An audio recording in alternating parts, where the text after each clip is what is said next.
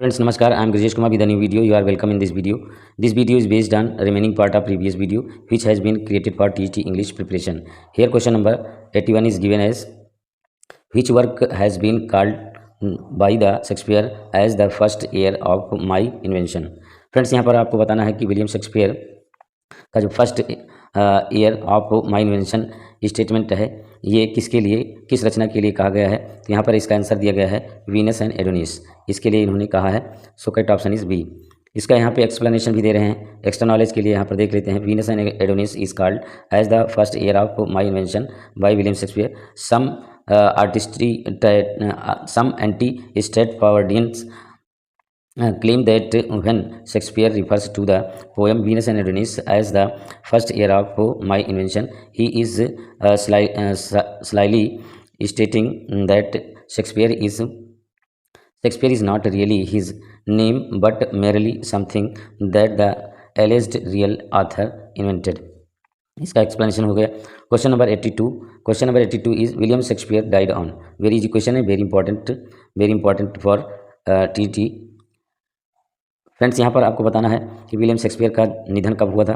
तो यहाँ पर आंसर दिया गया है अप्रैल 23, 16 एंड 16, 23 अप्रैल 1616 में इनका निधन हुआ था। So correct option is C. Question number next question पर जाने से पहले थोड़ा सा यहाँ पे एक्सप्लेनेशन देख लेते हैं। Shakespeare died on 23 April 1616। He was buried 2 days later in Holy Trinity Church Stratford upon Avon. यहाँ पर एक्स्ट्रा नॉलेज में आपको मिल जाता है कि इनका जो दफन हुआ था होली ट्रिनिटी चर्च में हुआ था, जो कि स्टेटफोर्ड अपॉन एवॉन में ही है। Next question, question number 83 is what was the name of the house of Shakespeare in Stratford में शेक्सपियर के घर का क्या नाम होता है। यहाँ पे आंसर दिया गया है New Place. So correct option is A. Next question, question number 84 is given as question number 84 is as follows. Which is the correct serial of tragedies of Shakespeare. ये फ्रेंड्स यहाँ पर आपको बताना है कि शेक्सपियर की जो ट्रेजेडीज लिखी गई हैं उनका सीक्वेंस क्या है। तो यहाँ पे दिया गया है Hamlet, Othello, King Lear, Macbeth, जिसको हुकम के नाम से भी जाना जाता है। शॉर्टकट में याद रखने के लिए ये सही सीक्वेंस होता है हुकम। So correct option is B. Next question पर जाने से पहले इसका एक्सप्लेनेशन देख लेते हैं। यहाँ पर आपको ईयर की भी जानकारी हो जाएगी।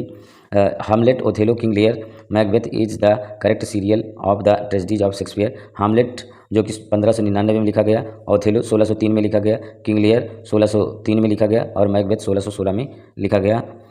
Question number 85 is in which work Milton states that. Milton किस कार्य में ये बात कहते हैं। While the still morn went out with sandals grey, ये किस रचना में कहते हैं। तो यहाँ पर आंसर दिया गया है इसका Lycidas. So correct option is D. इसका एक्सप्लेनेशन भी यहाँ पर दिया गया है। John Milton states this line in Lycidas, it is a poem by Milton written in 1637 में लिखी गई ये रचना है इनकी, और ये एक पास्टोरल एलेजी है। Next question, question number 86 through which work does Milton intend to justify the ways of God to them. Friends, यहाँ पर आपको बताना है कि मिल्टन ने ये बात किस रचना में कही है। तो यहाँ पे आंसर दिया गया है paradise lost. So correct option is D. इसका यहाँ पे एक्सप्लेनेशन भी दिया गया है, एक्स्ट्रा नॉलेज के लिए देख लेते हैं। Through Paradise Lost Milton justifies the ways of God to man. He explains why man fell and how is affected by the fall. He shows that although man had a fall, it was a fortunate fall. Felix culpa as a result of fall. There are bad outcomes that man and woman will endure, but it was a fulfillment of God's purpose in creating man. God gave him free will. He created him a perfect being. Question number 87 is in which work John Milton does the character Delilah appear. Milton की किस रचना में डेलिला appear होती है आपको बताना है। तो यहाँ पे आंसर दिया गया है सैमसन एगोनेचीज में डेलिला जो है अपीयर होती है। So correct option is D. यहाँ पर इसका एक्सप्लेनेशन भी दिया गया है, एक्स्ट्रा नॉलेज के लिए देख लेते हैं। Delilah is a character in John Milton से Samson Agonistes. The play focuses around the betrayal of Samson at the hands of Delilah. His wife creates a negative portrayal of love and its effects. Next question, question number 88. Wordsworth the borders comes under the category of। Wordsworth की रचना the borders ये किस category में आती है। ये आपको बताना है। तो यहाँ पे दिया गया है प्रोस्केटरी, एपिकेटरी, इनमें नहीं आता है।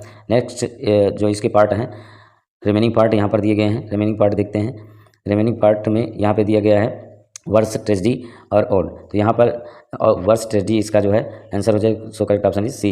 एक्सप्लेनेशन भी दिया गया है। The Borders a tragedy in 5 acts, ये 5 एक्ट में है। Was Wordsworth first major work, it comes under the category of verse tragedy. Next question, question number 89। Question number 89 is in 1601 a collection of Shakespeare's sonnet was printed by. Shakespeare के sonnet जो कि 1601 में आए थे, इसका जो है print किसने किया? तो यहाँ पे दिया गया है टॉमस थॉर्प। टॉमस थॉर्प ने किया। So correct option is C. यहाँ पे एक्सप्लेनेशन भी दिया गया है। In 1609 Thomas Thorpe published the most important work of his career, Mister WH and Dark Lady. Dark Lady are those whom Shakespeare sonnets are dedicated. Shakespeare की sonnet दो लोगों को यहाँ पर डेडिकेट बताए जा रहे हैं, मिस्टर WH और डार्क लेडी। फ्रेंड्स, यहाँ पर एक क्वेश्चन है आपसे, अगर आपने पढ़ा है तो आप ये जो WH लिखा गया है इनका पूरा नाम कमेंट के माध्यम से बताएं। Next question, question number 90।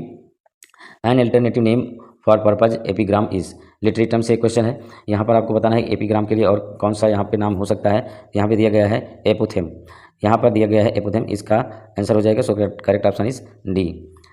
Question number next question पर जाने से पहले थोड़ा सा यहाँ पे एक्सप्लेनेशन देख लेते हैं। An epigram is a short and clever poem of saying or saying. एक प्रकार की सूक्ति होती है। An epigram is often terse wise or witty and may also be paradoxical. Some synonyms of epigram are एरिस, aphorism, apothegm, saying, maxim or proverb. ये इसके synonym होते हैं। और जो ये वर्ड है epigram is derived from the Greek epigramma meaning inscription. ये जो है ग्रीक वर्ड से लिया गया है एपिग्रामा से, इसका मतलब होता है inscription. Next question, question number 90। Question number 91 is which out of the following is not a poem by Wordsworth.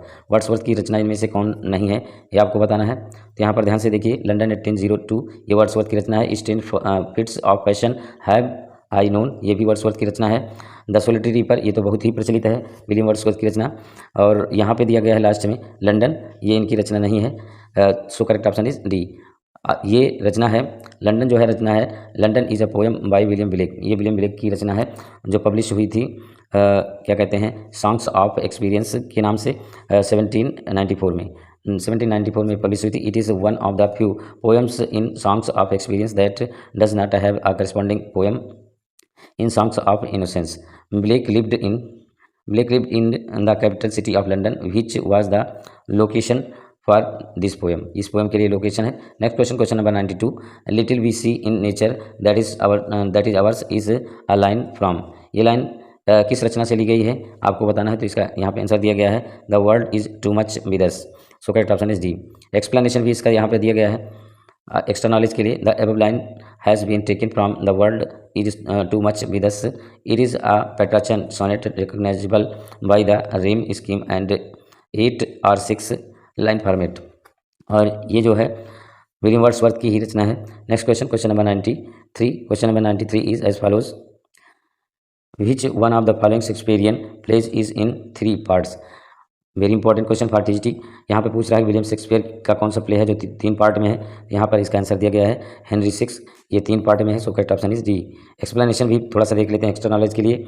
Henry 6 although the Henry 6 trilogy may not have been written in chronological order, the 3 plays are often grouped together with Richard III to form a tetralogy covering the entire Wars of the Roses saga from the death of Henry V in 1422 to rise to power of Henry VII in 1485. Next question, question number 94. Question number 94 is the line they also serve who only stand and wait occurs in which of the following poem. Very popular statement है, very popular coat है। ये teacher में जो है ज़रूर पूछा जा सकता है। ये कहाँ से लिया गया है आपको बताना है। ये लिया गया है on his blindness by Milton. Milton की रचना ऑन हिज ब्लाइंडनेस से लिया गया है। So correct option is B. Friends, यहाँ पर एक क्वेश्चन और है कि ऑन हिज ब्लाइंडनेस ये मिल्टन के द्वारा कब लिखा गया और कब पब्लिश हुआ, इसको आप कमेंट के माध्यम से बताएं। क्वेश्चन नंबर 94 का यहाँ पे एक्सप्लेनेशन हो गया। Question number 95 question number 95 is which one of the following plays of Shakespeare does not belong to the last phase of his career. यहाँ पर आपको बताना है ऑप्शन में कौन से ऐसे प्ले दिए गए हैं जो कि विलियम शेक्सपियर के करियर के लास्ट फेज से जो है नहीं लिए गए हैं। यहाँ पे इसका आंसर दिया गया है much ado about nothing. Much ado about nothing जो है ये लास्ट फेज से नहीं लिया गया है। लास्ट फेज से लिया क्या गया है यहाँ पर मैं आपको बता देता हूँ। द टेम्पेस्ट जो है और सिम्बलिन ये लास्ट फेज से लिया गया है। तो यहाँ पे 95 के लिए यहाँ पे सही ऑप्शन हो जाएगा ए। इसका एक्सप्लेनेशन भी यहाँ पर दे रखे हैं। एक्स्ट्रा नॉलेज के लिए देख लेते हैं। Much ado about nothing is a comedy bye William Shakespeare thought to have been written in 1598 and 1599 as Shakespeare was approaching the middle of his career. The Tempest, Cymbeline and the Winter's Tale यहाँ पे जो है ये last phase में लिखी गई थी और ये लिखी गई थी 1623 में। 1623 जो है एक बहुत ही प्रचलित डेट है विलियम शेक्सपियर की रचनाओं के लिए। ये किस लिए प्रचलित है आप कमेंट के माध्यम से बताएंगे। Question number 96 which famous romantic poem contains the line beauty is truth truth beauty. ये लाइन कहाँ से ली गई है आपको बताना है। इसका आंसर यहाँ दिया गया है odd on a Gregorian earn. So correct option is D. इसका एक्सप्लेनेशन भी यहाँ पर दिया गया है। The above lines occur in Ode on Gregorian Urn. It is one of the 5 great arts kits composed in summer and autumn of 1819. His famous works are इनकी और कुछ रचनाएं यहाँ पर दी गई हैं। फैंसी जो 1818 में आई थी, टू लॉर्ड बायरन ये 1814 में आई थी, ला वेली डेम सेंस मर्सी ये 1819 में आई थी और टू स्लीप ये 1816 में आई थी। नेक्स्ट क्वेश्चन नंबर 97 टू 98 के लिए यहाँ पर जो है डायरेक्शन दिया गया है। डायरेक्शन इस प्रकार से है following sentences have been transformed as per directions given in their brackets. Choose the correct sentence from the choices given. Friends यहाँ पर जो सेंटेंस दिए गए हैं इनमें से आपको करेक्ट ऑप्शन जो है सेलेक्ट करना है। इसका रिमेनिंग पार्ट यहाँ पर दिया गया है। Remaining part is given here which is as follows. Yes remaining part नहीं ठीक है हाँ इसका रिमेनिंग पार्ट जो यहाँ पे दिया गया है यस 97 टू 98 के लिए रिमेनिंग पार्ट यहाँ पर दे रखे हैं। Yes question number 97 is as follows. Yes as the weather was bad we stayed indoors. Simple sentence में इसको आपको कन्वर्ट करना है। ये सिंपल सेंटेंस इसका क्या होगा तो यहाँ पे दिया गया है it being bad weather we stayed indoors. So correct option is C. Grammar based question है। Question number 98 he believed to have died of malaria. इसको कम्प्लेक्स सेंटेंस में बदलना है। इसके लिए कम्प्लेक्स सेंटेंस यहाँ पर हो जाएगा it is believe that he died of malaria. So correct option is B. Next question number 99। Question number 99 is Shakespeare's popular play Merchant of Venice belongs to which of the following literary forms. Shakespeare की popular रचना जो Merchant of Venice है ये किससे belong करती है। मतलब ये कॉमेडी है, रोमांस है, ट्रेजिक कॉमेडी है या हिस्ट्री प्ले है ये आपको बताना है। तो इसका यहाँ पे आंसर दिया गया है ट्रेजिक कॉमेडी है। So correct option is C.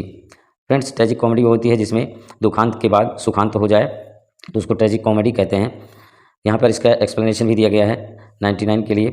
Extra knowledge के लिए थोड़ा सा देख लेते हैं। The Merchant of Venice is a typical example of Shakespearean comedy in that its central conflict points resolution before real harm comes to anyone as in many comedies the conflict at the heart of merchant has the potential to end the tragically। Friends कहने का मतलब ये है कि यहाँ पर ये tragic comedy इसलिए है क्योंकि सारी घटना जो है ट्रेजिडी पर चलती रहती है, लेकिन जब जो इसमें वो लेडी होती है जो कि अपना भेष बदल करके वहाँ पर वकील के रूप में आती है और शाइलॉक से कहती है कि आप इसके शरीर से मांस निकालेंगे लेकिन एक भी बूंद ब्लड की ज़मीन पर नहीं गिरनी चाहिए। तो यहाँ से जो है कॉन्फ्लिक्ट आ जाता है तो ये फिर कॉमेडी में चेंज हो जाती है। Next question number 100 and last question of this video. I will continue creating videos based on TGT English preparation if you support me bye subscribing my channel. Question number 100 is which of the following is the dominant theme of Shakespeare's famous play King Lear. Friends यहाँ पर आपको बताना है कि King Lear का King Lear का जो theme है वो क्या हो सकता है निम्नलिखित में से। तो यहाँ पे इसका आंसर दिया गया है फेलियर इन ग्रेटिट्यूड अकृतज्ञता जो है इसका थीम हो सकता है। So correct option is D. यहाँ पर इसका एक्सप्लेनेशन भी दिया गया है, थोड़ा सा देख लेते हैं। Failure in gratitude is a dominant theme of King Lear. It is a universal theme in the sense that it is common to find many।